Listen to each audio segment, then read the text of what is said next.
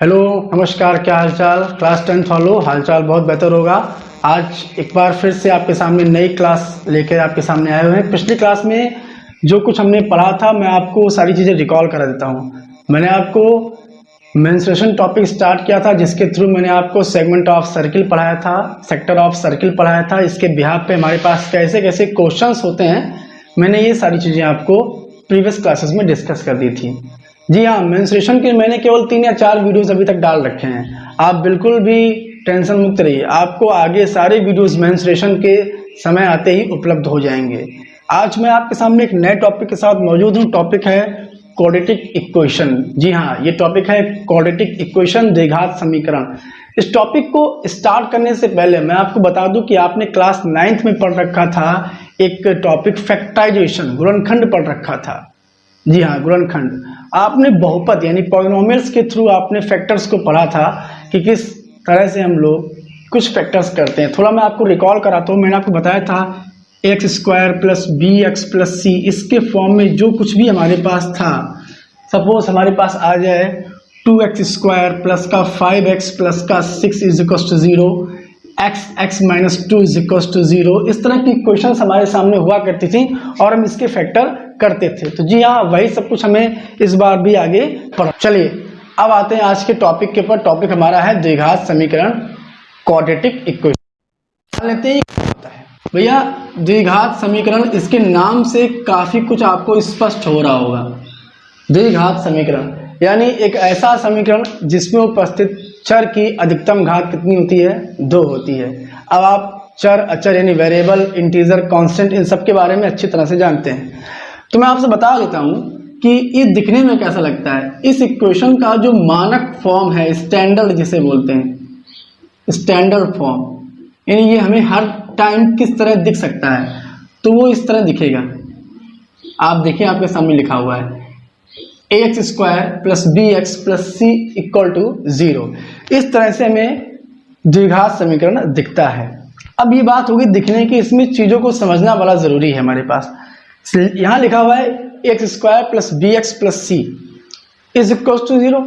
अब एक चीज आपको नोटिस रखनी है कि x की जगह पे आप कोई भी दूसरा वेरिएबल यूज कर सकते हैं। आप y यूज कर लीजिए तो इक्वेशन क्या बन सकती है? A y square plus b y plus c equal to 0।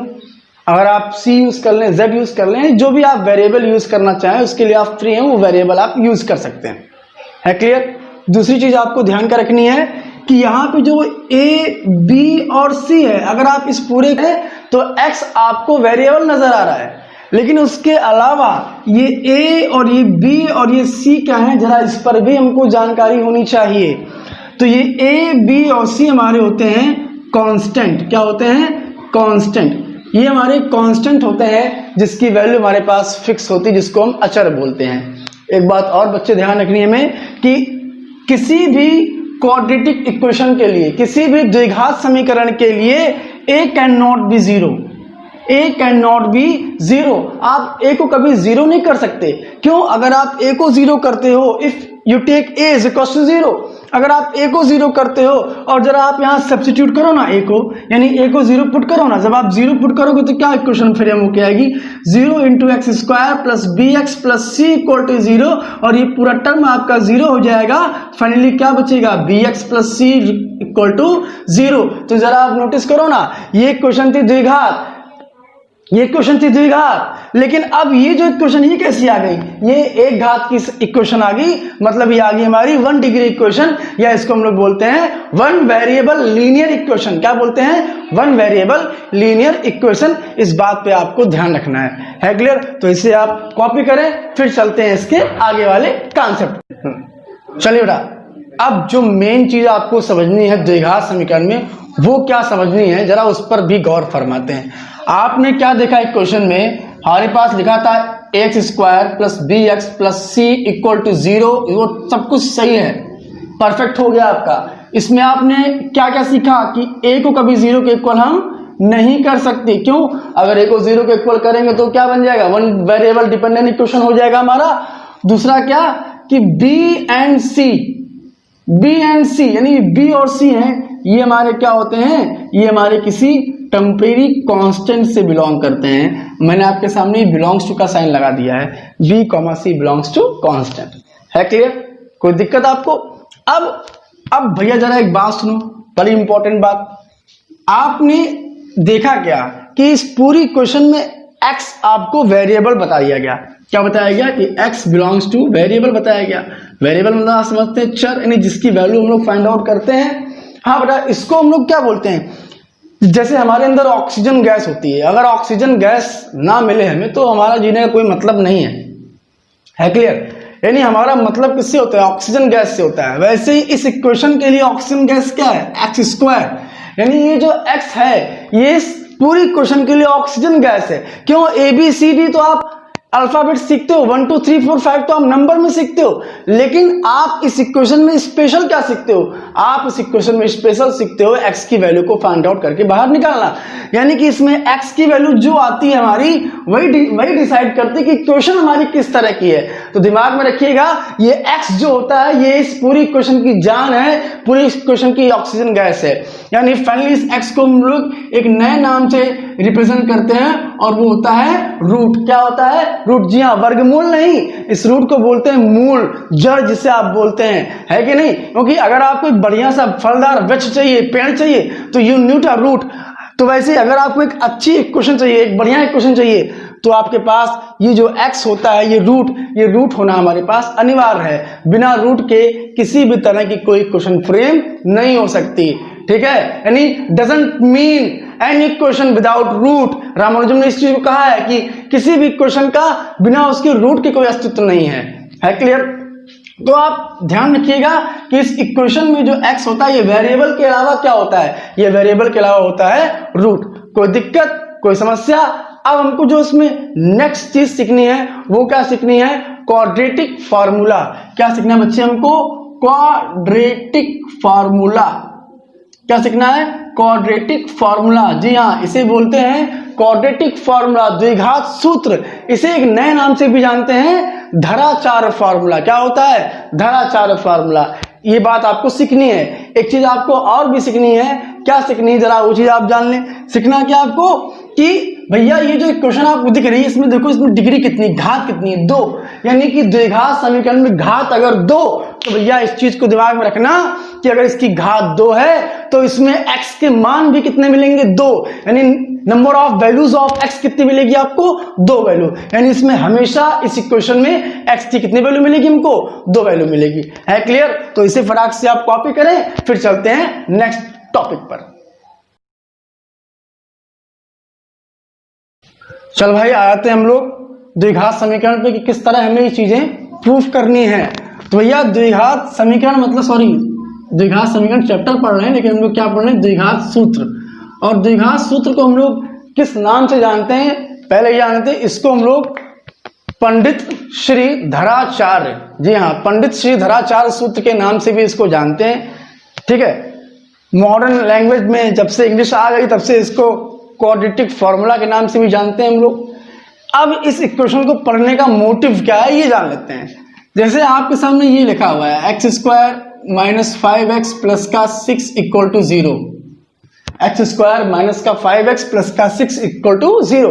अगर इस इक्वेशन में आपसे बोले कि x की वैल्यू फाइंड करो, आधे लोग इसको बड़ी इजिली फाइंड किया, लगभग पूरी क्लास इसको फाइंड आउट कर सकती है।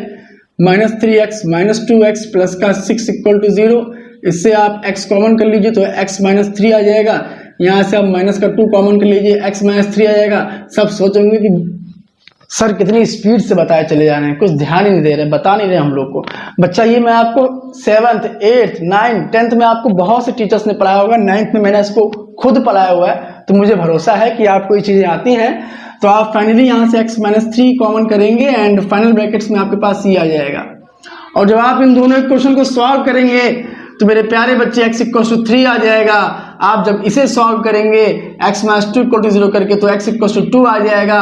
देखो ना यहाँ पे इसकी डिग्री कितनी है भाई, डिग्री कितनी है, 2 है। तो x के सॉल्यूशन भी कितने आ गए हमारे पास, 2 आ गए। ये सारी चीजें हमारी सही है, पर सही क्या नहीं है, क्यों हमें इस द्विघात सूत्र की जरूरत पड़ी। बच्चे इस द्विघात सूत्र को यूज करके हम लोग ऐसे इक्वेशन के भी फैक्टर कर सकते हैं, हम लोग ऐसे इक्वेशंस के भी फैक्टर कर सकते हैं जिसके फैक्टर इजीली नहीं ब्रेक होते। जरा आप यहां देखो, ये 6 लिखा हुआ है ना, अब इस 6 के फैक्टर करना बड़ा आसान है। आप ये पड़ोस में गए, 2 से डिवाइड किए 3 आया, 3 से डिवाइड किए 1 आया, 1 आते आपने इसके तुरंत फैक्टर कन्वर्ट कर ली कि 3 और 2 को ऐड करने पे 5 आ गया, मल्टीपल करने पे 6 आ गया, फटाक से आपने फैक्टर कर दिए।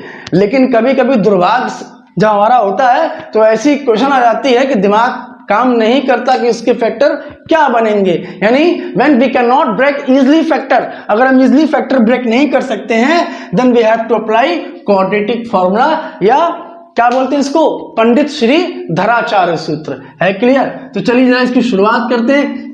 तो भैया इसकी शुरुआत करने से पहले मैं आपको बता देता हूं कि जिसने भी मेरा पिछला वीडियो अभी तक देख के लाइक या सब्सक्राइब नहीं किया है वो मेरे चैनल पर जाके वीडियो को लाइक अवश्य करे और अधिक से अधिक लोगों को सब्सक्राइब करने के लिए बोले। आपको बहुत ही बढ़िया अच्छी एजुकेशन आपको दी जाएगी, आपकी प्रॉब्लम्स भी ली जाएंगी और उसके आधार पर भी वीडियो बनाया गया। जैसा कि आप याद होगा कि मैंने जब ट्रिग्नोमेट्री का लेक्चर दिया था तो उस पर मैंने आपकी प्रॉब्लम को लेके कम से कम 2 वीडियो बनाए थे। तो इसी प्रकार मैं आगे भी अच्छे से अच्छे वीडियोस आपके सामने लेकर आने वाला हूं। तो चलते हम लोग देर नहीं करते, फटाक से इसको स्टार्ट करते हैं। बच्चे हमारे पास इक्वेशन होती है कुछ इस तरह, मैं इसको 2 पार्ट में करूंगा ताकि रिकॉर्डिंग में आसानी हो।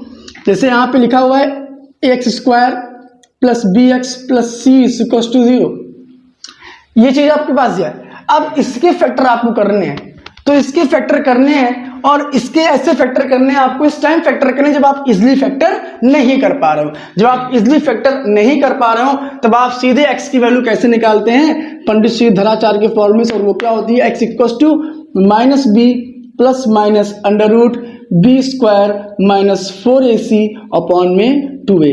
मेरे प्यारे बच्चे ध्यान से देखो क्या लिखा हुआ है, x = -b, क्या लिखा हुआ है, -b ± √b² - 4ac/2a।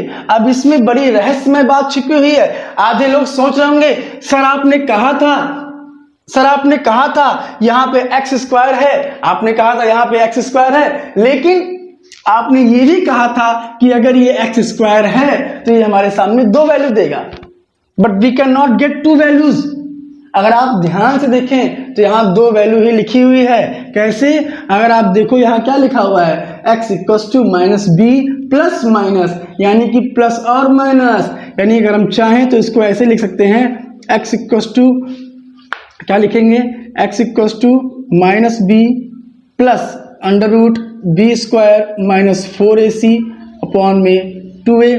या फिर क्या चाहें लिख सकते हैं हम लोग, या चाहें तो लिख सकते हैं हम लोग x = -b -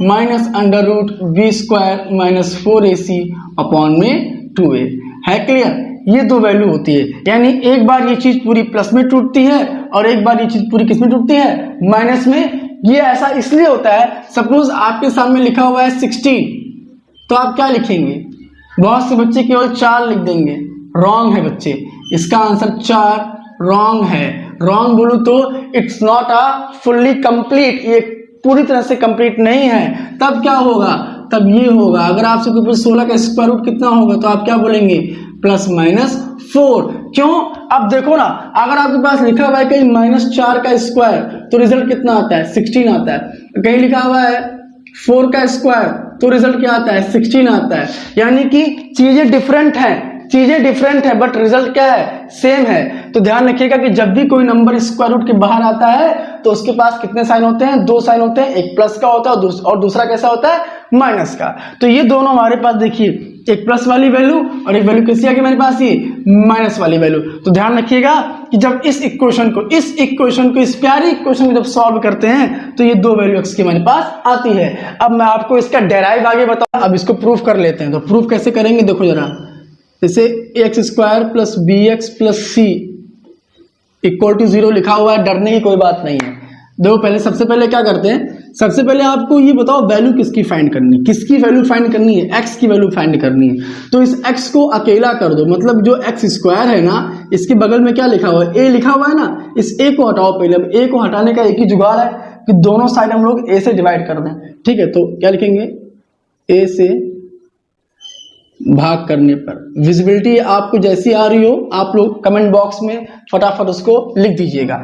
आप यहाँ जरा a से डिवाइड करेंगे तो यहाँ इक्वेशन क्या बनेगी, x² + b/ax + c/ A equal to क्या हो जाएगा, 0 हो जाएगा। क्यों? क्योंकि जब 0 में आप ए से डिवाइड करेंगे तो फाइनली क्या बनेगा, 0 बनेगा।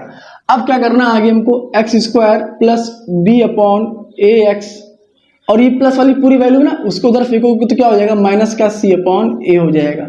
इसको मैं दो पार्ट में करके दिखाऊंगा आपको, एक बगल में और एक बगल में, तो ध्यान से इसको नोट करिएगा। तो एक इक्वेशन हमारी क्या बन के आ गई, x square plus b upon a x equal to minus का सी अपॉन ए।